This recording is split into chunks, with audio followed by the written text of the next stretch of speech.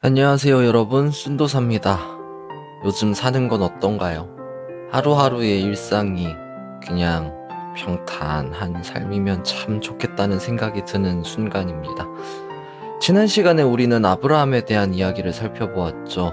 그 속에서 아브라함과 하나님 사이에 맺어진 계약, 그 약속 속에서 아브라함이 넘어지고 하나님과 타협하려고도 해보고 그런 모습을 보였지만 그럼에도 하나님께서는 아브라함을 끝까지 토닥이시면서 그 약속의 한가운데로 이끄시고 그러한 이끌림 속에 아브라함이 모리아산에서 하나님을 향한 그 신뢰의 최정점의 모습을 보여준 그러한 모습들을 우리가 보았습니다.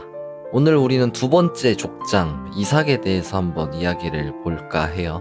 창세기 속에서 이삭에 관한 이야기는 굉장히 짧습니다. 이삭이 주인공으로 나타나는 곳이 사실상 창세기 26장 한 곳밖에 없고요. 그나마 주인공이라고는 할 순 없겠지만 그래도 비교적 이삭이 등장하는 장면들이 아브라함 이야기 속의 창세기 22장 그리고 24장 그리고 두 아들인 야곱과 에서를 축복하는 장면이 나타나는 27장 이렇게를 제외하면 사실상 창세기 속에 이삭이 등장하는 곳은 없습니다. 그만큼 이스라엘의 주축을 이루는 이스라엘이 있게 만든 3명의 족장 중에 한 사람으로 자리매김하는 이삭이지만 창세기 속에는 그렇게 큰 비중을 차지하는 인물은 아니에요. 그런데 이 짧은 이야기들 속에서 이삭이 우리에게 건네는 이야기는 굉장히 독특합니다. 이삭이 등장하는 이야기들을 살펴보면은 이삭이 굉장히 안타깝게 여겨지는 모습을 보이는 장면들이 있어요. 창세기 22장 속에서 아브라함과 함께 모리아산으로 올라갈 때 이삭의 역할은 첫 번째로 제물이었죠. 자기 아버지의 손에 의해 죽임을 당할 뻔한 그런 역할이었습니다. 그리고 창세기 24장에서 잠깐 등장하는 이삭의 모습은 가만히 있는 사람이었고요.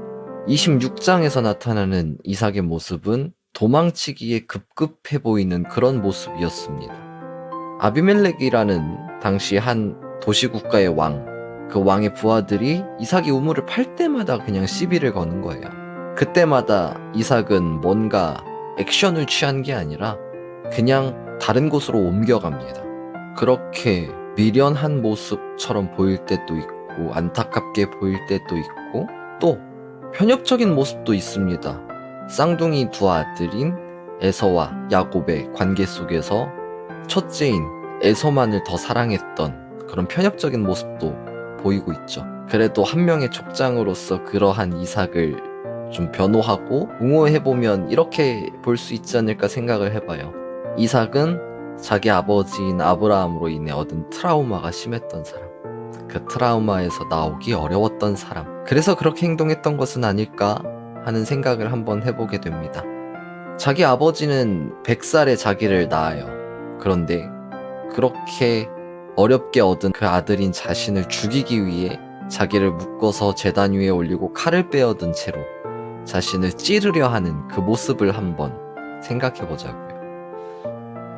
제가 만약에 그 당사자였다면 아버지가 굉장히 꼴보기 싫었을 것 같아요. 아무리 자기가 죽지 않고 살았다고 하더라도 이삭이 얻게 된 그 트라우마는 상당히 심했을 겁니다.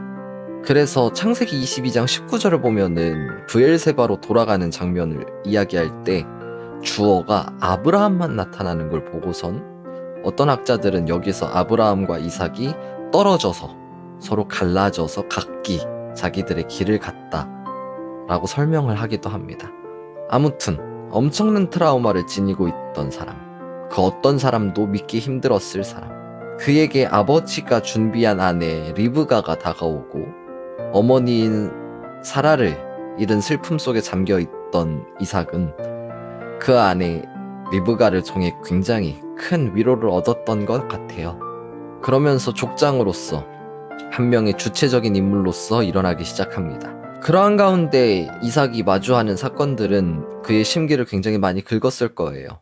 우물을 파기만 하면 아비멜렉의 부하들이 찾아와서는 메꿔버리고 시비를 거니까 얼마나 속이 뒤집어졌을까요? 그렇지만 그는 그냥 넘어갑니다. 다른 곳으로 넘어가서 이동해서 다시 우물을 파고 또 우물을 팠을 때 부하들이 와서 메꾸면 또 옮겨가서 또 파고 그러한 일을 반복합니다. 이삭은 어떤 생각으로 그렇게 행동할 수 있었을까요? 다른 것보다 자기 아버지인 아브라함에게 하셨던 그 약속, 하나님이 하셨던 그 약속이 자기에게도 이어지기 때문, 그 이유 때문이지 않을까요? 하나님께서는 이삭에게 이렇게 이야기합니다. 이집트로 내려가지 말고 내가 네게 일러주는 곳에 머물러라. 여기 이 땅에 머물러라. 그러면 내가 너와 함께하고 너에게 복을 주겠다. 내가 너와 네 자손에게 이 모든 땅을 주어 내가 내 아버지 아브라함에게 맹세한 약속을 다 이루겠다. 내가 네 후손을 하늘의 별처럼 많게 하고 그들에게 이 모든 땅을 주겠다. 세상 모든 민족이 네 후손으로 인하여 복을 받게 될 것이다. 그것은 아브라함이 나의 부름에 순종하고 나의 명령, 곧 나의 계명과 나의 규례와 나의 가르침을 따랐기 때문이다. 하나님께서는 이삭에게도 아브라함에게 하셨던 것과 같은 약속을 합니다. 이삭은 이 약속을 신뢰하고 그냥 묵묵히 기다리면서 걸어간 사람인 것 같아요. 물론 이삭도 연약한 인간의 모습을 보이긴 합니다. 하나님께서 이러한 약속을 하셨음에도 아버지인 아브라함이 했던 것처럼 자기 아내를 누이라고 속이고 하는 그런 모습을 보이기도 해요. 그렇게 넘어지고 무너지고 하는 모습을 보이긴 하지만 그럼에도 그는 하나님의 이 약속을 잊지는 않았던 사람입니다. 어떤 시련이 다가오고 어떤 어려움이 다가오더라도 그 약속을 묵묵히 기다리고 바라봤던 사람, 그 사람이 이삭이었던 것 같아요. 그렇게 우물을 파고 이동에서도 우물을 파고 옮겨가기도 하고 그런 삶을 살았지만 그 끝에, 그 약속을 신뢰한 모습 끝에 이삭은 이렇게 이야기합니다. 창세기 26장 22절이에요.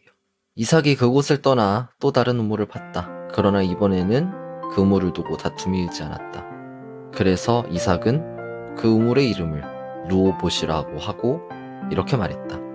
이제 하나님께서 우리에게 넉넉한 땅을 주셨으니 이 땅에서 우리가 퍼져나갈 것이다. 이렇게 약속을 잊지 않은 사람, 어떠한 상황 속에서도 약속을 신뢰하고 약속 가운데 머물렀던 사람, 그렇게 묵묵하게 기다린 사람. 이러한 이삭의 모습은 오늘을 살아가는 우리를 향해서 기다림이라는 메시지를 건네줍니다. 우리의 삶은 힘들어요. 어렵고 지치게 합니다.